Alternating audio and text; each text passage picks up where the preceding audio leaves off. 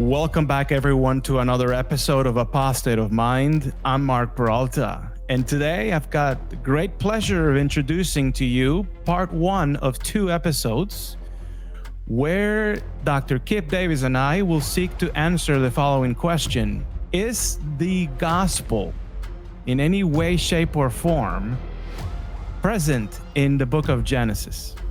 Are Christian interpreters justified in seeing the promise of a Messiah in Genesis chapter 3?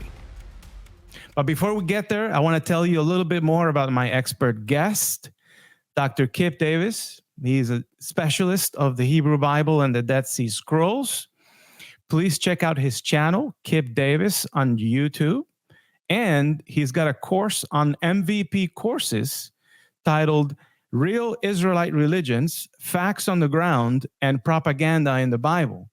And that is if you are interested in learning and enriching your understanding of the Bible by understanding its religious backdrop, like where the Israelite religion comes from, what's back there, what's with the Canaanites, all that juicy stuff. So glad to be here. And without further ado, let's kick it off with part 1. So proud to be here. How you doing, Dr. Kipp? I'm doing well. It's good to see you, Mark. It's good to have you at my house.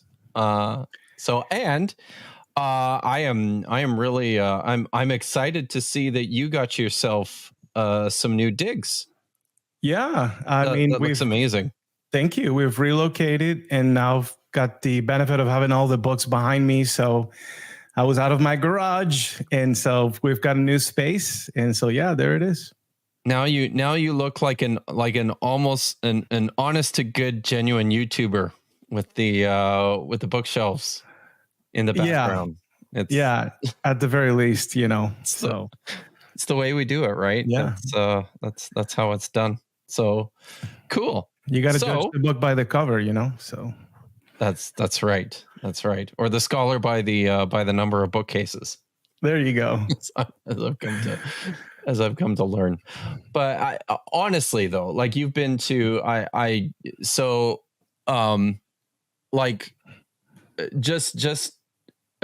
people understand, and this is something that I've often been I don't have a ton of books. I really don't. My library is actually pretty small.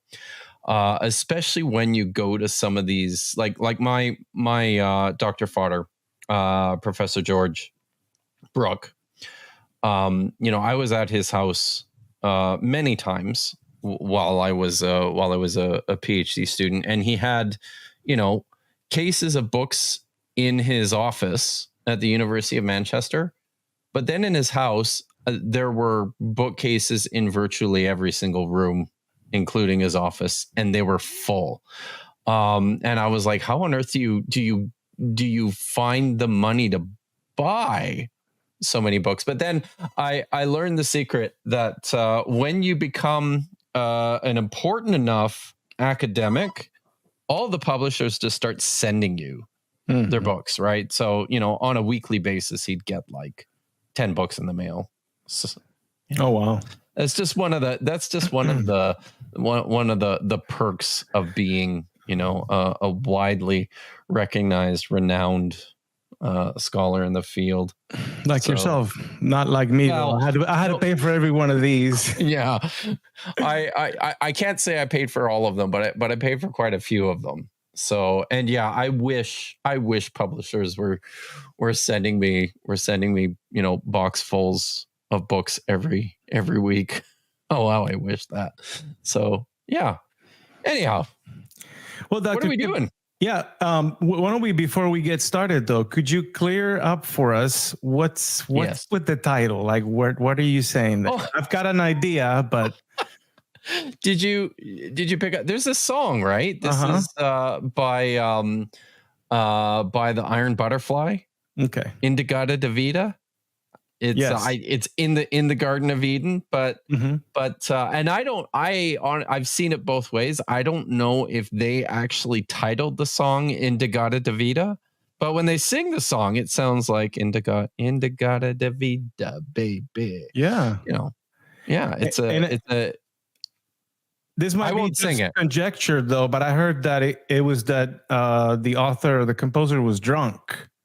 Oh, really? So he wrote it down this way, and then That's it awesome. Got caught on or whatever. But which I thought it's a hell of a song. Yeah, and that's an even better story, and an even better title, because I think there's a little bit of like craziness going on with some of these Bible interpreters. Yes, perhaps maybe they were drinking a little too much. Absolutely. Before we get into them, my dad, who is, I think, 82 years old now. When I was a kid growing up, he was a singer in a gospel quartet. They used to tour around tour around the prairie towns in the area where I used to live, where I grew up, and they used to sing Indigada Davida, but because there were four pasty white guys in a gospel quartet, they sang In the Garden of Eden, baby. So that's right. They've redeemed the song. They had to, right? Yeah. It was the only way. It's the only way they'd let them into church to sing it. So, yeah, that works. So we communicated a few weeks back and talked about how we really wanted to talk about Genesis 3, that the narrative of the fall of Adam and Eve, as we often titled it within Christianity. And then more particularly, this whole concept of the Proto-Evangelium, which is referring specifically to verse 15, so 3:15. Right. Because it's at least it was taught to me in seminary that this was, the first gospel, the first good news. The beginning of the gospel. Yeah. Proto-Evangelium, literally. Right. Yeah. And that the seed that's described in that curse is apparently Jesus and the promise of his death and resurrection. So that's what we're told. That's right. So, it's and this is one of the things, right? The reason we think this is because this is a theme that is, I would say, pretty typically Jewish as well. The early Christian writers, for the most part, I think, for much of these texts, are literate, Hellenized Second Temple Jews, and they are reading the scriptures as any Jewish reader was in the first century. And one of the ways, maybe the primary usage of these texts at this time, was to mine them for significance and meaning for your present circumstances. And within early Judaism, certainly the first century BCE into the first century CE, up to the destruction of the temple, and the Bar Kokhba revolt, messianic movements, apocalyptic movements within Judaism were very prevalent. And as a result of that, there was a good deal of engagement with the text of Scripture in this sense. What does it mean for us today? What can this tell us about the last days, or the coming of the Messiah? I will say, I think people come by this honestly. This is Christian doctrine, but as a scholar of the Bible, as a scholar of the Hebrew Bible, and someone who's interested in the transmission and the reception of these texts, I'm always prompted to also look backwards too, right? Like, what is this story actually about in its original context? Where did the story come from? And, what is it doing here in the book of Genesis? Yeah, totally. And that's why I'm so glad we're having this conversation, because you're the right person to help us understand what that background story or context that we need to, as modern interpreters, keep in mind before we jump to any crazy conclusions. And there is a Right. whole gamut. I wrote a few down that I could perhaps share with your audience. In the Targums, it seems like they're looking at the seed as a collective for all humankind. And I think that's what you were referring to. Yeah. In regards to the rabbinic commentators during those eras. But Christian interpreters have also had shared and mixed opinions. For example, Justin and Irenaeus interpreted the woman of 315 as the Virgin Mary, and thus drawing a parallel with Eve directly, Mary and Eve. The Greek fathers, such as Chrysostom, viewed this text as a depiction of the struggle between Satan and humanity, while others interpreted the seed as the church. Among the Latin fathers, Augustine, with others, they are allegorized or moralized the verse, indicating a collective use. And others saw in it specific reference to the virgin birth. This was aided by some old Latin texts and the Vulgate, which had the feminine pronoun. Wow. She shall crush, apparently.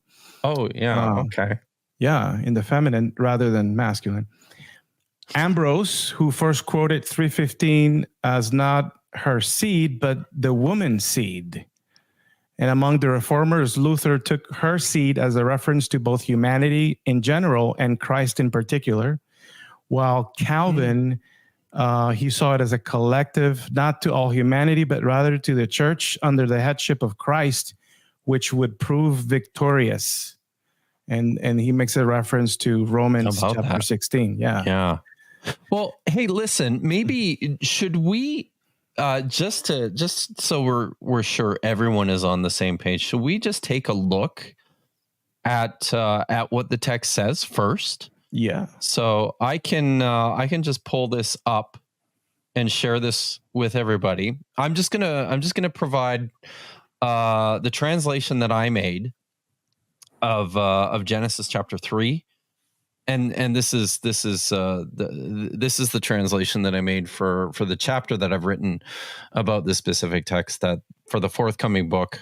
So I thought maybe we could just start by reading it. Beautiful. Maybe let's do that, right? I'll just start, and I actually start from the end of chapter 2, verse 25, because I think there's an important hinge in the narrative between 2:25 and chapter 3 verse 1 that people quite often miss. So just to set the stage, Yahweh has formed the man out of the dirt. He made the animals and brought them to him to see what he would name them. The man was unable to find a suitable helper, so Yahweh put him into a deep sleep, took out a rib, fashioned a woman out of it, and brought it to him. And he enjoyed her. And then the text says, a man shall leave his father and mother and cleave to his woman, and they shall be one flesh. And then the next sentence, it says this: so the two of them were naked, the Adam, or the man, and his woman, and they were not ashamed. And then it opens in chapter 3 like this: now the Nachash, or the snake, or the serpent, was more clever than all the animals of the field that Yahweh God had made. And he said to the woman, has God also said to you that you shall not eat of every tree in the garden? Now, before we continue, I do want to point out here that this first word, naked, where it says that the man and his woman, the Adam and his woman, were naked. This word in Hebrew is arum. In the plural, it's arumim. And they were not ashamed. And then when it says that the snake, or the Nachash, was more clever than all the animals of the field, it says that he was more arum. It's a clear play on words here between the snake's resourcefulness and his cleverness and the nakedness of the man and the woman, And I think it's an important point that carries with it implications for our understanding of deity, implications for our understanding of the relationship between knowledge and sex, and between sex and immortality. So these are all very important themes within this story. So the snake asked the woman this question: Has God said that you shall not eat of every tree in the garden? The woman responded to the Nachash, from the fruit of an ordinary tree of the garden we may eat, but from the fruit of the tree that is in the middle of the garden. God said, do not eat from that one. Do not even touch it, or else you will die. The Nachash said to the woman, surely you will not die. For God knows that on the day that you eat of it, then your eyes will be opened and you will become like gods, knowing good and bad. And the woman saw that the tree was good for food, that it was pleasing to the eyes, and it was desirable to make wise. So she took from its fruit, she ate, and she gave to her man with her, and he ate. Then the eyes of the two of them were opened, and they knew that they were naked. And they sewed fig leaves and made loincloths for themselves. Then they heard the sound of Yahweh God walking about in the garden in the wind of the day. And the Adam, the man and his woman, kept themselves hidden from the face of Yahweh God in the middle of the tree of the garden. And Yahweh God called to the Adam, and he said to him, where are you? And he said, I heard your sound in the garden, and I was afraid because I am naked. So I hid myself. He responded, who told you that you were naked? Did you eat from the tree from which I forbade you not to eat? The Adam said, the woman who you set beside me, she is the one who gave to me from the tree, and I ate.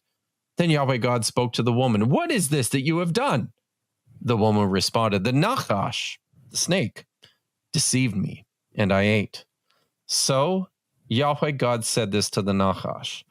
And what follows here is this set of curses that Yahweh delivers to the snake, to the woman, and then finally to the ground. So he says this: so you have done this. You are more cursed than all the livestock and all the animals of the field. On your belly you shall walk, and dirt you shall eat all the days of your life. Enmity I shall set between you and the woman, between your offspring and hers.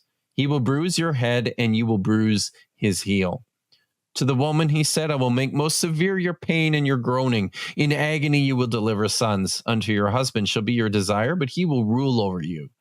Then to the Adam, he said, because you have listened to the voice of your woman, you ate from the tree of which I instructed you, saying, you shall not eat from it. The ground is cursed because of you. By your drudgery you shall eat from it all the days of your life. Thorn and thistle it shall sprout for you, but you will eat the grain of the field. By the sweat of your face you shall eat bread until you return to the ground, because from it you were taken, since you are dirt, and unto dirt you shall return. So that's the passage. Now we're gonna take a look and see how some of these guys handle it, talk about it. Yeah, I wanted to ask you something further about the room that substantive that's used for the serpent. Mm-hmm. Because what I've seen often is that it gets translated to another word that means like crafty, clever, wise. But I feel like it oftentimes sort of carries with it, especially the crafty one on the NASB, that sounds a little on the negative side. Like, right? It's guile. Yeah. Is sort of the thought, right? So it's a really clever, and I don't know what to do with that. I honestly have no idea. And it's one of those things, right? Like we judge words based on, based on their usages within ancient texts as best as we can understand them. So I don't know if this is guile or if this is just, insightfulness.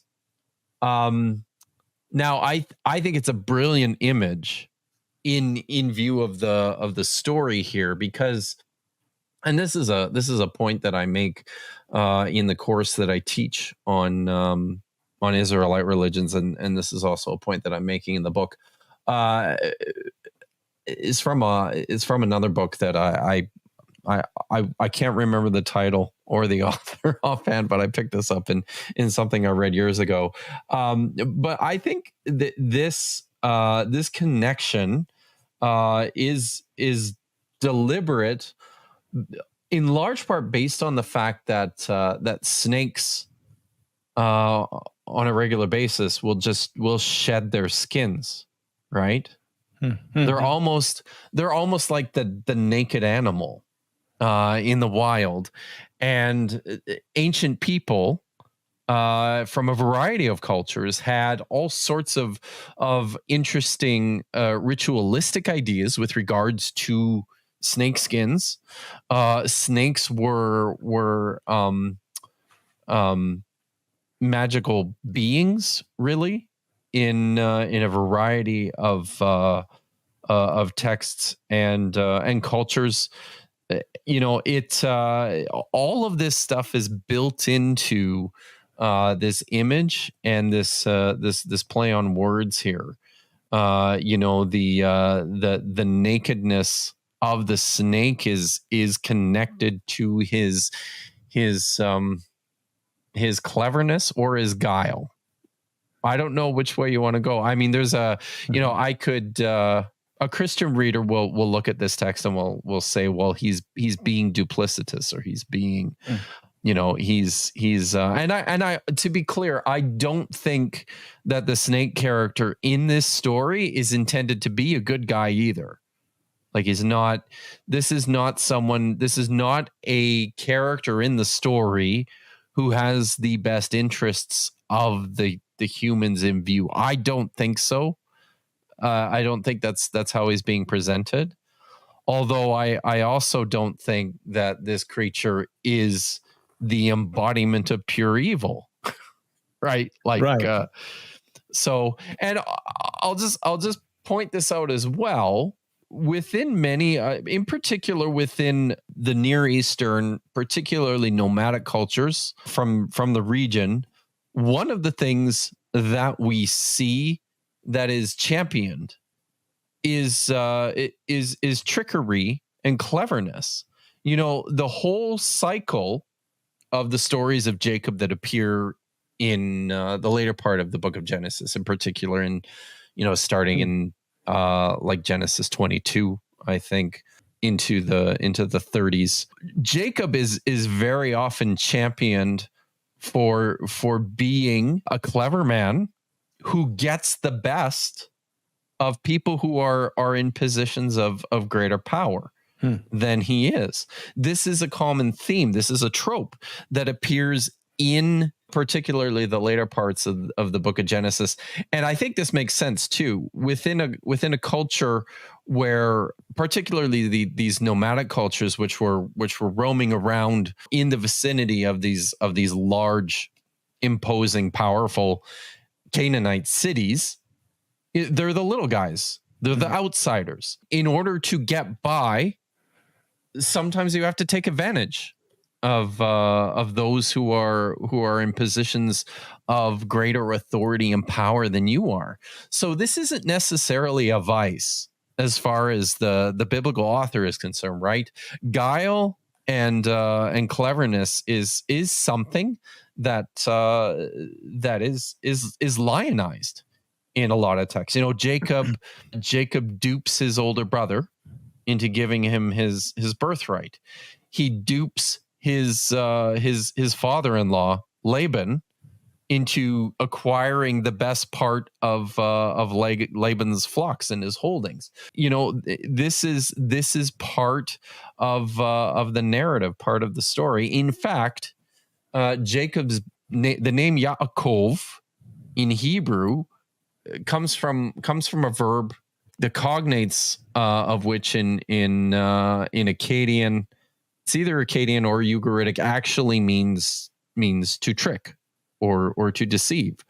So it's a very it's a good question. It's a good point that you raise, but I don't know if we have an appropriate understanding of the value that people from antiquity, when they read this story in its original context, if they would have set the same sorts of values on some of these ideas. I suspect probably not in many instances.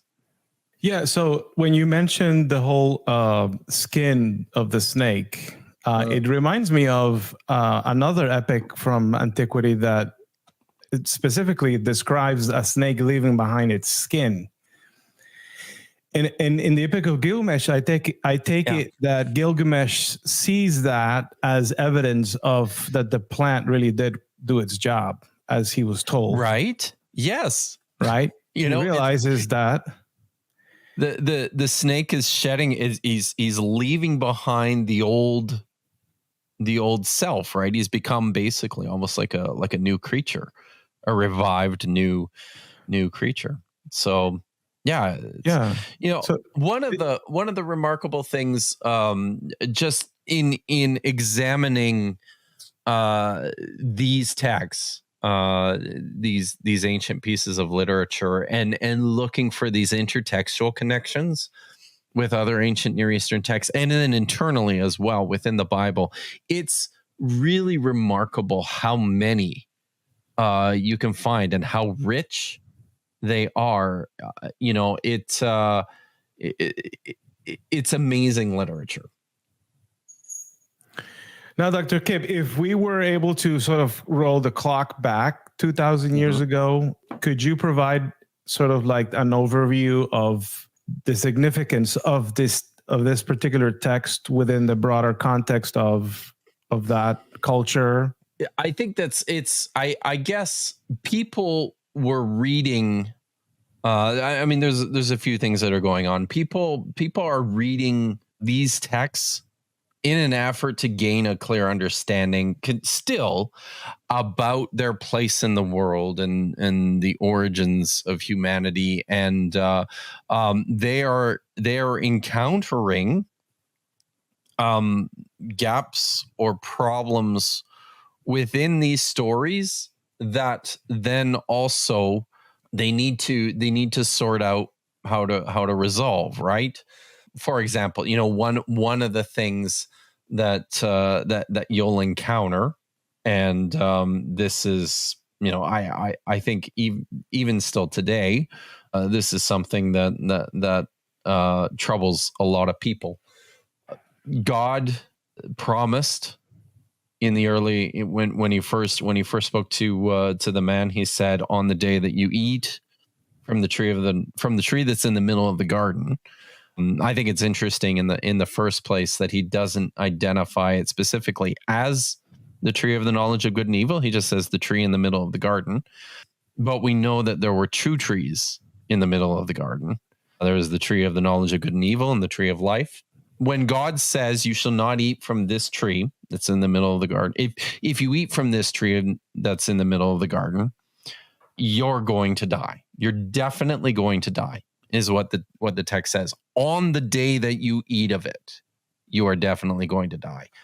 And of course, that didn't happen, right? Mm-hmm. Modern commenters, modern Christian commenters who feel the need to take this text very, very, I don't particularly like to say literally, but plainly and historically, as if this is something that actually happened. And in order to preserve the reputation of God, also need to say they need to come up with solutions for how this can be. Like, God couldn't have told a lie, so there's got to be something else going on here, and they'll invent sort of similar ways of working through the text like that. And ancient people did the same thing.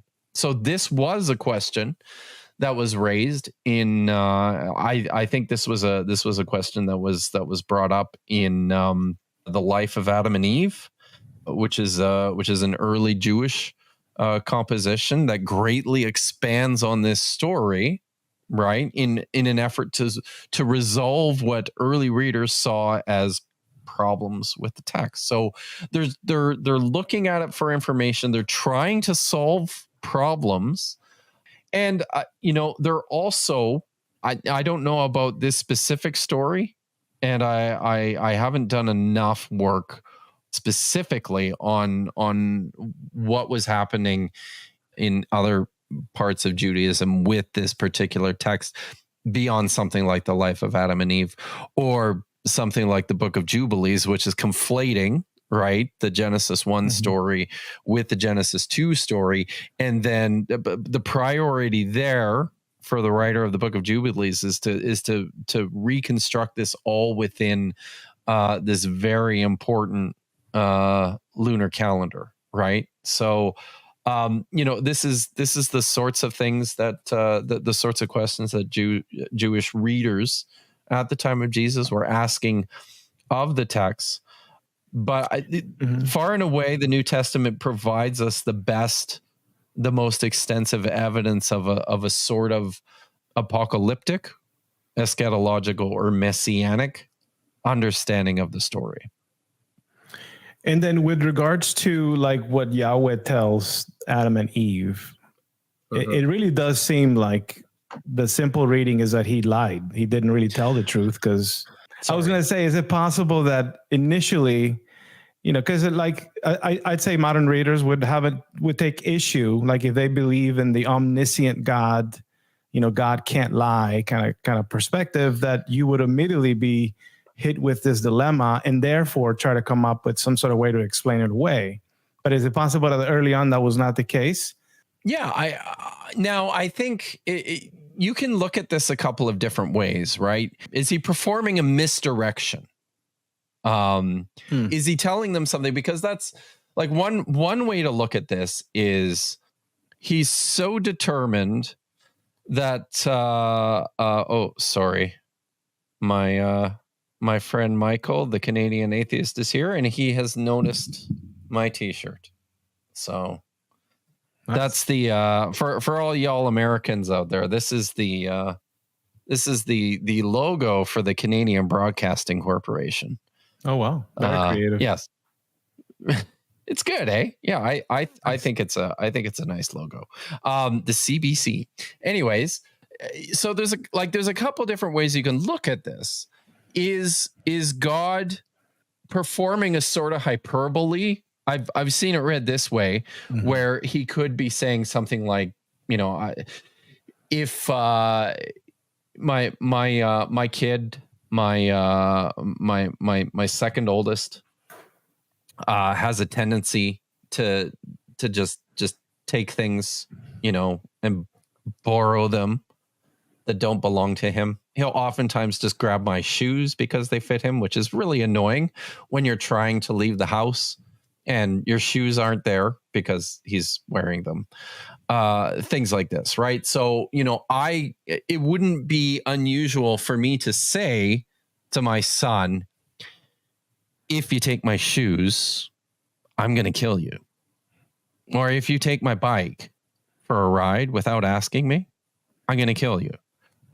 So is this what God is doing? Is he saying, if you eat of this tree, you're going to die? As a means of just emphasizing the cruciality of how much he doesn't want this to happen? Or is this a form of misdirection because he's doing something deceitful? Like, do you see the difference here? Yeah, I can totally make sense of that as well. And I don't know if I have a good answer to that. I think you can go in either direction. But what I would say is, if you're taking the text seriously, you have to concede that what it was that Yahweh said to the man didn't happen, right? Was wrong. It was not the results that the man was told. And I expect, the man understood when God told him in this story, if you eat from the tree that's in the middle of the garden, you're going to die.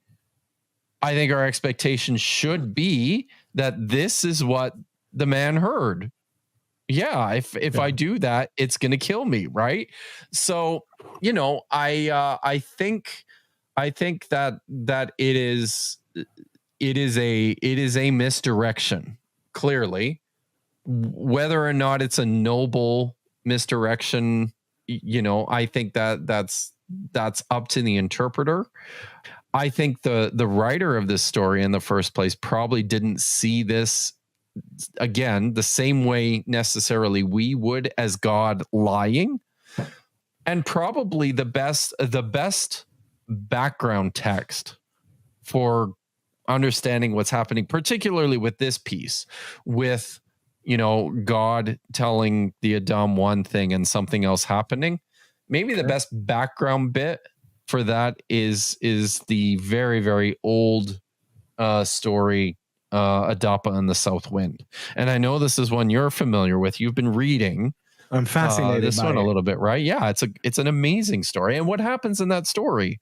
Like when Adapa has to appear before Enlil, Anu, sorry, Anu. And then it's Enlil, or is it Ea? It's Enlil who so he has to appear before Anu. What does Enlil tell him? He says, listen, you're going to encounter a couple of people along the way that are going to offer you some clothing, anointing, I guess some oil for anointing, and then some bread and water. But what does he call it? He calls the bread of life and the water of life. Well, I think he calls it, when he tells Adapa, he calls it the bread of death, doesn't he? So that's right. Yeah. Let me pull it up here. Because I have it. Just give me a second. It's while you pull it up, can I tell the background to Aleph? Yeah, for sure. Yeah. So because it's fascinating. I recommend everyone should read it. So Adapa is not necessarily like the first Adam per se, but it's like this a sage, right? One of the first 7 sages or something. It's definitely antediluvian, right? So this is prior to the flood in this mythology. And he's sort of like the leader of a town already. And like the whole town relies on him for water and for food and for wisdom. And one of the things that he does on a daily basis is he goes out on a boat to fish. Yeah. And one day he's out in the middle of the ocean, and it says the water is like a mirror. So that means it's very still. And all of a sudden, a wind coming from the south capsizes his ship. He nearly dies, but he survived enough to come out, and he's very upset because this happened, right? And in his anger, he pronounced what appears to me like some sort of curse. And he curses the south wind. In other words, the wind that caused his ship to capsize. Yeah. And he was successful because it says that the wind didn't blow for 7 days. By this time, though, the main god, the storm god Anu, takes notice that, hey, what's going on with the south wind? And then someone gives him away. It says, oh, yeah, Adapa cursed the wind and stopped it. And so the main god, the storm god, is like, okay, we need to summon this guy immediately. Like, why did he do this? And so he summons Adapa to heaven, actually. So he's somehow got to make his way up to heaven. But meanwhile, the god Ea, who was his creator, and Adapa had he worshipped Ea, and they had very close relationship, approaches him and says, hey, listen, you're being summoned to heaven, and they're going to offer you these things. And by the way, the bread and the water will kill you, so do not eat of them. It's all right with the anointing oil and the clothing, whatnot, but don't take the bread and the water. And so then he's eventually summoned to heaven, and he rejects the bread and the water. Yeah, he actually. So here, I'll read it here. It says, yeah, when they offer you bread of death, you shall not eat. When they offer you water of death, you shall not drink. When they offer you a garment, put it on. When they offer you oil, anoint yourself. This advice that I have given you, neglect not. The words that I have spoken to you, hold fast. And then when he goes to present himself before Ea, they give him a garment. They give him oil to anoint himself. They give him bread and water, and he refuses them. And then this is what Anu says to him. He says, "Come now, Adapa, why did you either eat nor drink? You shall not have life. Ah, perverse mankind." So clearly, there's misdirection going on here on the part of Ea, right? Ea has told him, he's told him these things are going to kill you, so you can't eat them. When in actual fact, these are the elements that would give him immortality.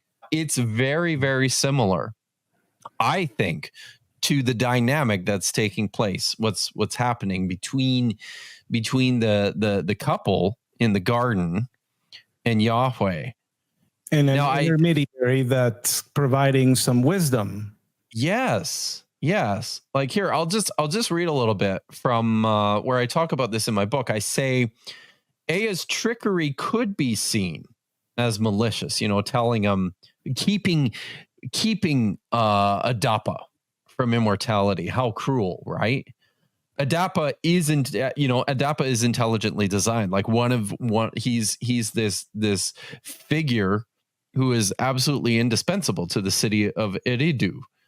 And here's what the text says about him. It's really quite beautiful. Wide understanding he had perfected for Adapa, to disclose the designs of the land. To him he had given wisdom, eternal life he had not given him. In those days, in those years, the sage from Eridu, Ea created him as the model of men. The sage, his command, no one can vitiate. The capable, the most wise among the Anunnaki is he. The blameless, the clean of hands, the anointment priest, the observer of rites. With the bakers he does the baking. With the bakers of Eridu he does the baking. Bread and water for Eridu daily he provides. With clean hands he arranges the offering table. Without him the table cannot be cleared. He steers the ship. He does the prescribed fishing for Eridu. Like the whole point in this substantial part of the opening section of this story is to establish Adapa's indispensability, right? Eridu needs him. Ea sees that Eridu needs him. So, and he knows that as soon as Adapa partakes of the bread and water of life, he becomes immortal. He becomes a god. He can no longer do these things for Eridu, right? So he's trying to look out. He's got a bigger picture in mind here. And I tend to think maybe this is kind of what's happening in this story in Degada Davida. Yeah.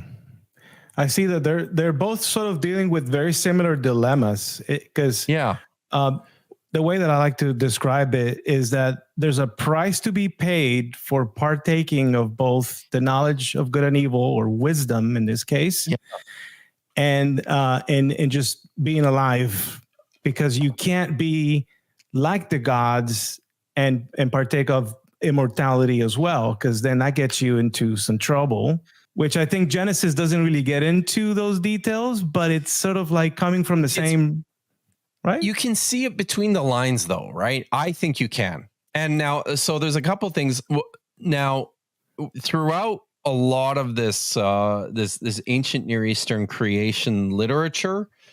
There are two stages. There are two things to becoming divine. It's this acquisition of knowledge or wisdom, right?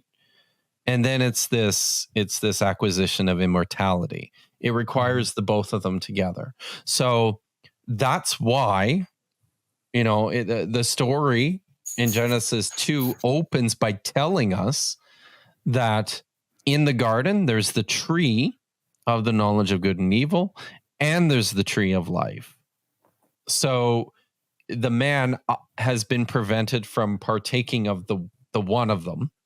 And I personally think that the presence of the tree of life is concealed from the people because they don't possess the knowledge of good and evil. So, until they eat from the tree of the knowledge of good and evil, don't even know that the tree of life is, or that it's a thing. So, and this sort of explains the urgency of God at the end of the story, right? He says, look, the man has he's eaten from the tree of knowledge of good and evil. He's become like us. Now, what would happen if he took of the tree of life and lived forever? So suddenly this is an issue. And I think, it's not explicitly stated, but I think the implicit message therein is that without the knowledge of good and evil from the one tree, the other tree just isn't an issue, right? They just don't know to eat from it. But now suddenly this is potentially a problem. So, and I think too, we need to gain a clearer understanding of like who the man and the woman are, what this place is, and what they're doing there.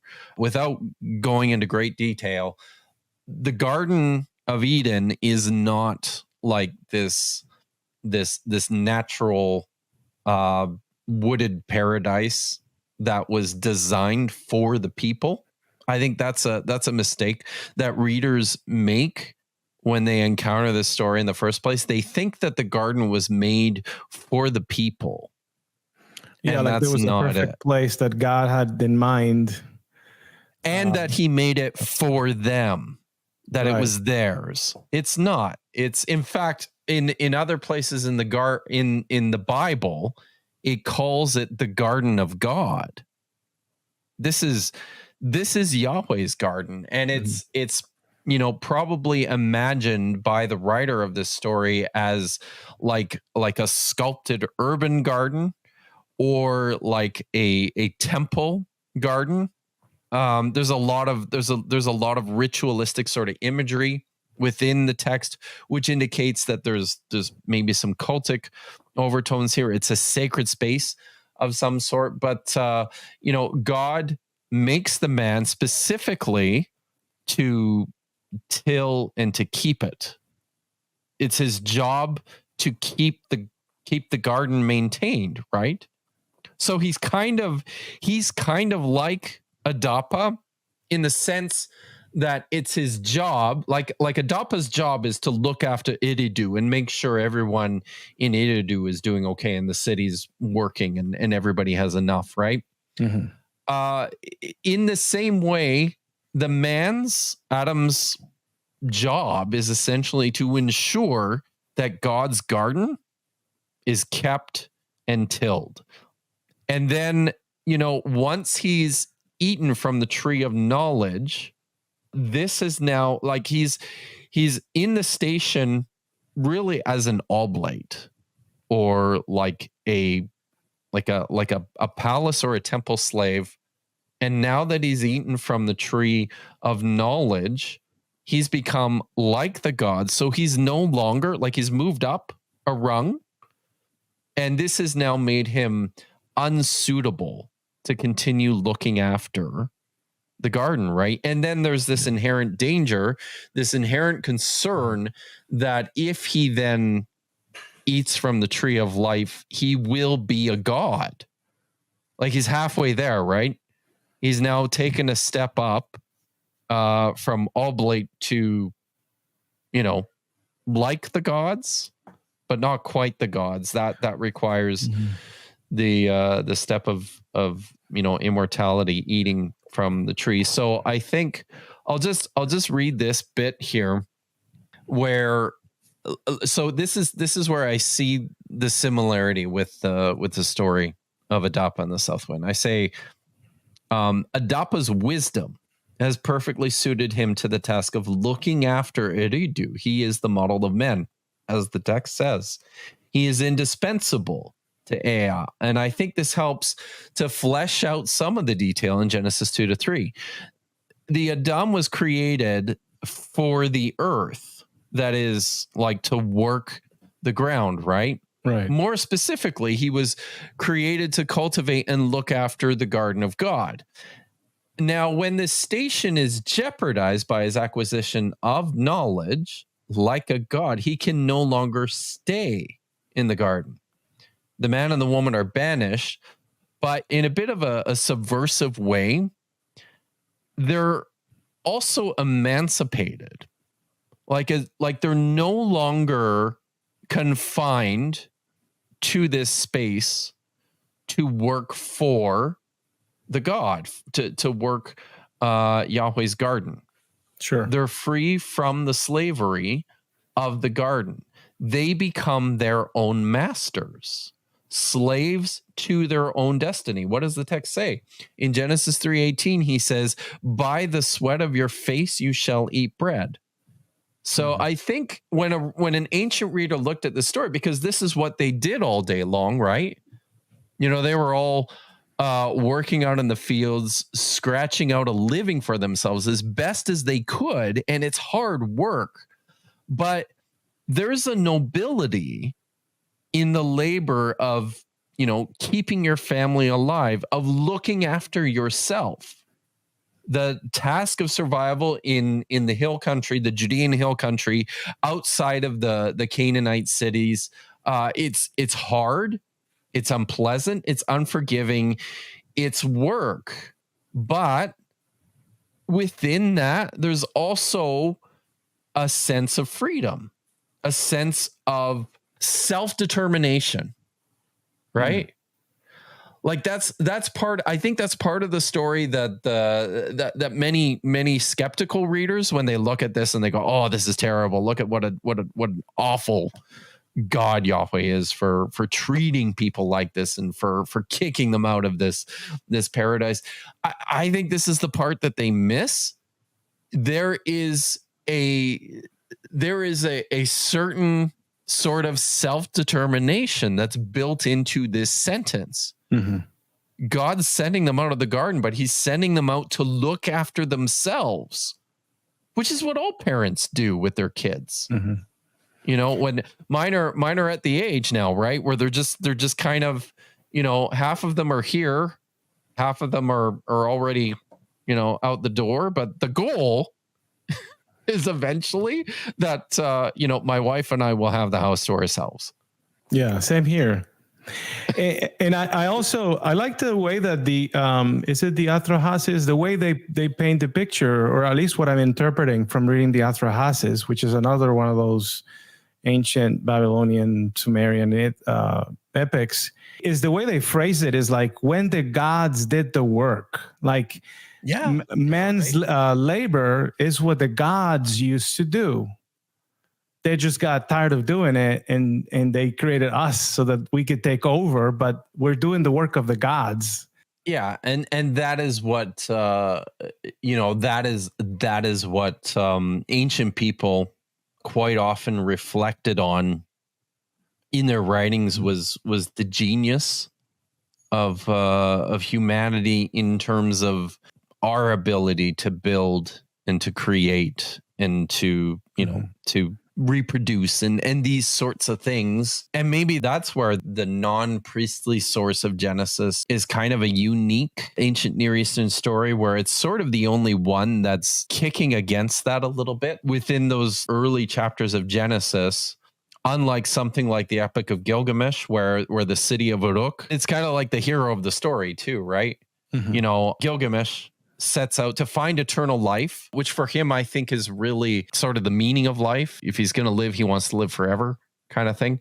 And in the end discovers that, no, it's in this great city that I've built. It's in my legacy in Uruk that this is the resolution, right? But the book of Genesis is different. It's not in the city. It's not in these monumental accomplishments of humanity. Is it fair to say that Genesis, is it 12? The Tower of Yeah. Babel, is that a polemic That's against 11. the city, or 11? Yeah. Oh yeah, very much so. Yes. Yeah.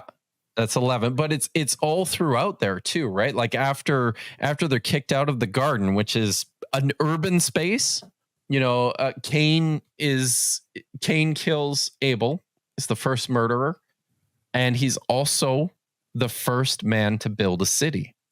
We read in Genesis chapter 4. Mm-hmm. And then in Genesis chapter 11, the people bring themselves together to build the city of Babel, and God has to spread them all out again. And then even throughout the rest of the narrative, Abraham, you know, what does he do? He leaves the city of Ur, which is probably Uruk. And spends the rest. Yeah, he spends the rest of his life like wandering around as a nomad. His nephew Lot goes and settles in the cities of the plains, and they end up being destroyed. You know, it is over and over and over throughout this text. In particular, I think throughout the non-priestly source of Genesis, this message that you have to get yourselves out of the cities and take yourself into the hill country and build a life for yourself and your family just off the land. It's kind of part and parcel of this story. Yeah, in that city of Uruk, I think, wasn't it like up until the Iron Age, wasn't it maybe one of the most important cities? Yeah. I heard someone even say that until Rome, it was like the biggest, the most important city. So it's like, but I don't know about that late, maybe not but that yeah, far, definitely. And for a very long time, like it was a city that was thousands of years old already, like by the time these texts were written. It's crazy.